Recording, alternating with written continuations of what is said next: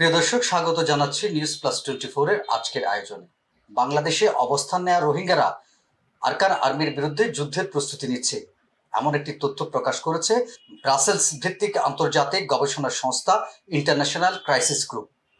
তাদের এই প্রতিবেদনের ভিত্তি করে আন্তর্জাতিক গণমাধ্যম বিবিসি বাংলা বিশাল প্রতিবেদন প্রকাশ করেছে। মিয়ানমারের আরকান আর্মির বিরুদ্ধে যুদ্ধের প্রস্তুতি নিচ্ছে রোহিঙ্গাদের সশস্ত্র গোষ্ঠীগুলো।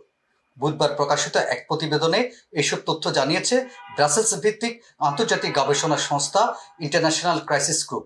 তবে বাংলাদেশ সরকারের পক্ষ থেকে ক্রাইসিস গ্রুপের প্রতিবেদনের বক্তব্যকে ভিত্তিহীন বলে উল্লেখ করা হয়েছে। ইন্টারন্যাশনাল ক্রাইসিস গ্রুপ তাদের প্রতিবেদনের বক্তব্যের সমর্থনে বলছে, কক্সবাজারের রোহিঙ্গা শরণার্থী শিবিরগুলো থেকে সদস্য সংগ্রহ কার্যক্রম জোরদার করেছে রোহিঙ্গাদের সশস্ত্র গোষ্ঠীগুলো।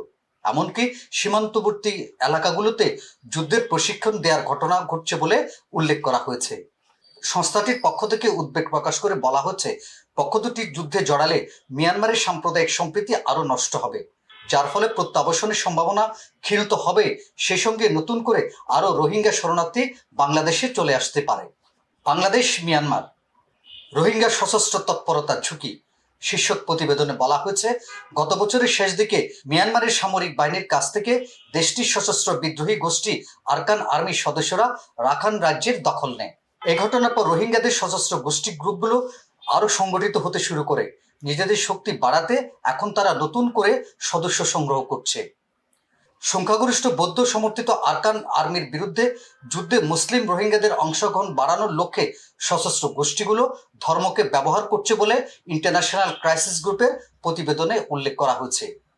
এই অবস্থায় কক্সবাজারের শরণার্থী শিবিরগুলোতে সশস্ত্র গোষ্ঠীর তৎপরতা থামানো না গেলে সেটি বাংলাদেশের জন্য মারাত্মক ক্ষতি বয়ে আনবে বলে সতর্ক করেছে আন্তর্জাতিক সংস্থাটি।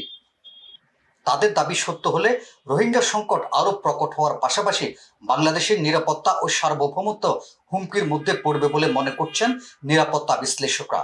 যুদ্ধ শুরু হলে তখন রোহিঙ্গা ক্যাম্পগুলো অনিরাপদ হয়ে পড়বে।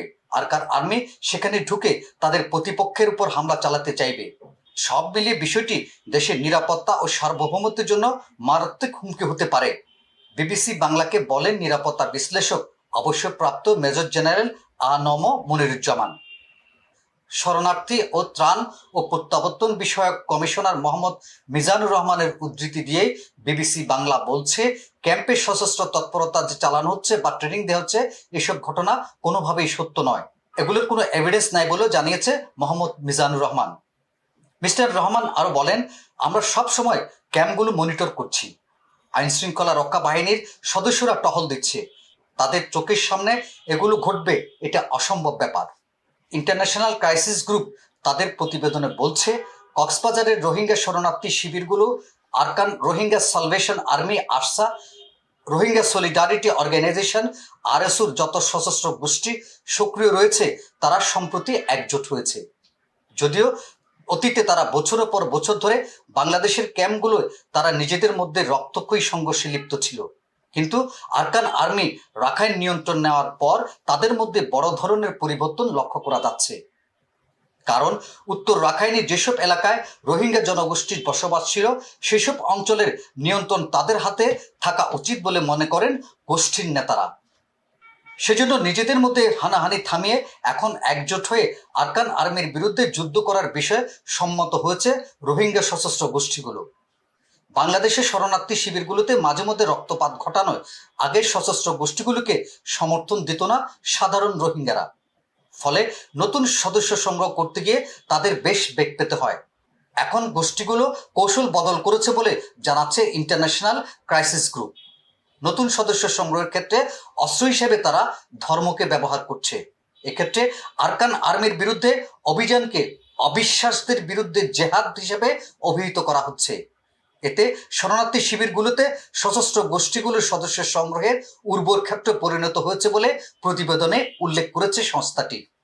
2024 সালের শুরুর দিকে আরকান আর্মি যখন রাখাইন রাজ্যের উত্তরাঞ্চলের দিকে অগ্রসর হয়, তখন সংখ্যায় কম থাকায় মিয়ানমার সামরিক বাহিনী নিজেদের শক্তি বাড়ানোর লক্ষ্যে মুসলিম সংখ্যালঘু রোহিঙ্গাদের ব্যবহারের চেষ্টা করে বলে অভিযোগ রয়েছে। রোহিঙ্গা পুরুষদেরকে তারা জোর করে আধা সামরিক ও স্বেচ্ছাসেবক বাহিনীতে যোগ দিতে বাধ্য করে।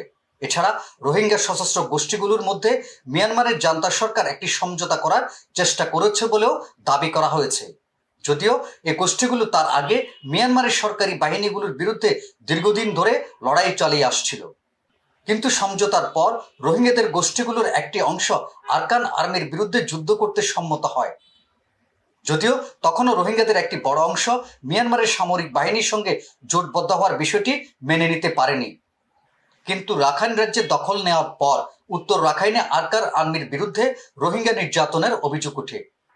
এছাড়া বিদ্রোহী গোষ্ঠীর নেতাদের অনেকে এমন কিছু বিতর্কিত বক্তব্য দেন যা আরকান আর্মিকে মিয়ানমারের সামরিক বাহিনীর চেয়েও বড় হুমকি হিসেবে বিবেচনার ক্ষেত্রে রোহিঙ্গাদের প্রভাবিত করে।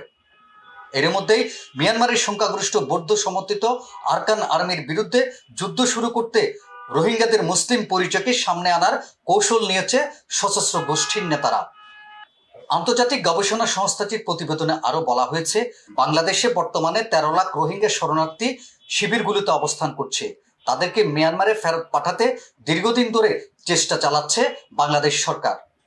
গত কয়েক বছর ধরে মিয়ানমারের সামরিক সরকারের সঙ্গে আলোচনা চালানো হলেও আরকান আর্মির রাখাইনের নিয়ন্ত্রণ নেওয়ার পর তাদের সঙ্গেও যোগাযোগ শুরু করেছে অধ্যাপক মোহাম্মদ ইউনূসের নেতৃত্বাধীন অন্তর্বর্তী সরকার।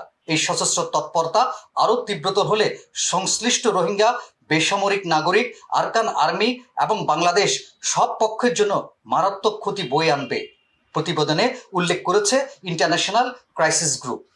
সংস্থাটির মতে আরকান আর্মির বিরুদ্ধে রোহিঙ্গা সশস্ত্র গোষ্ঠীগুলির অভিযান সফল হওয়ার সম্ভাবনা কম। এরপরও গোষ্ঠীগুলি সরাসরি সংঘর্ষে জড়িয়ে পড়লে বাংলাদেশ সরকারের উদ্যোগ যেমন ক্ষতিগ্রস্ত হতে পারে, তেমনি মিয়ানমারও রোহিঙ্গা বিরোধী মনোভাব আরও বেড়ে যেতে পারে। এতে রাখাইন রাজ্যের সংখ্যাগরিষ্ঠ বৌদ্ধ এবং মুসলিম সংখ্যালঘুদের মধ্যে আরও রক্তপাতের ঝুঁকি বাড়বে এবং সেই সংঘাত থেকে বাঁচাতে সেখানকার রোহিঙ্গাদের সীমান্ত পার হয়ে বাংলাদেশে পালিয়ে আসার সম্ভাবনা বাড়িয়ে দেবে। সংঘাত এড়াতে আরকান আর্মি, রোহিঙ্গা এবং বাংলাদেশ তিন পক্ষের মধ্যে আস্থার সম্পর্ক তৈরি করা অত্যন্ত গুরুত্বপূর্ণ বলে মনে করে ক্রাইসিস গ্রুপ। প্রিয় দর্শক, আজ এ পর্যন্ত। আগামীকাল কথা হবে অন্য কোনো বিষয় নিয়ে। সে পর্যন্ত নিউজ প্লাস 24 এর সাথে থাকুন, সাবস্ক্রাইব করুন।